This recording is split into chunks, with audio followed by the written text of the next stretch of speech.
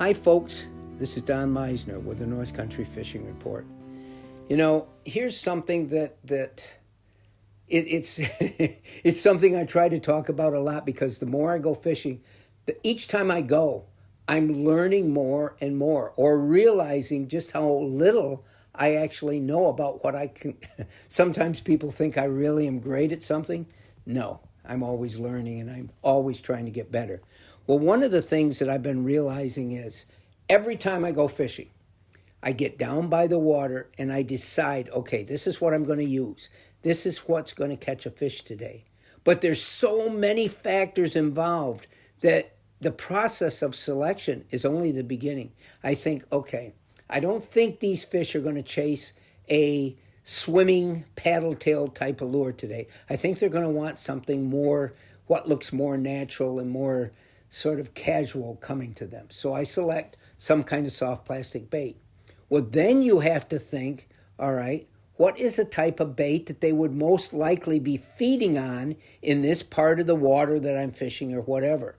And so then I have to think, okay, maybe it would be something like a hellgrammite, or maybe they're going to be feeding on crayfish or something. And so then I have to choose something that's going to look like that. But then there's so many other factors.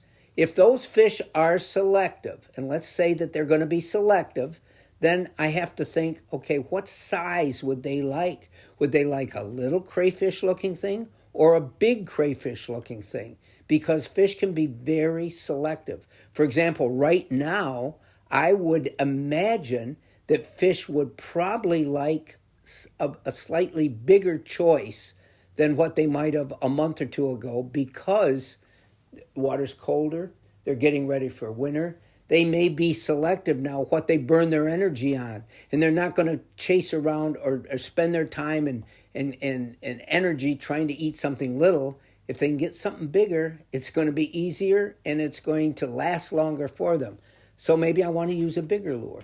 And then I think, okay, what color? Is the sun a certain way today that you want a bright color or a dim color, or not necessarily dim, but a less vibrant color? I mean, there is so many choices to make. And then you think, okay, what speed? Should I let it drift naturally? Should I throw it downstream and bring it sort of back against the current that's going to make it swim different?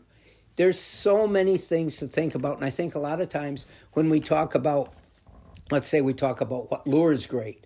Well, what lure is great for the area that you're going to be fishing, the way you're going to be fishing, whether you're wading or in a boat, whether you're trolling or casting. There's so many factors, and I'm not trying to make this confusing. I'm trying to explain that there's a lot that goes into whether you select the right way to fish that day or the wrong way. And a lot of it has to do with all these factors about your lure: the size, the shape, the color, the depth of the water. All these factors can make a difference.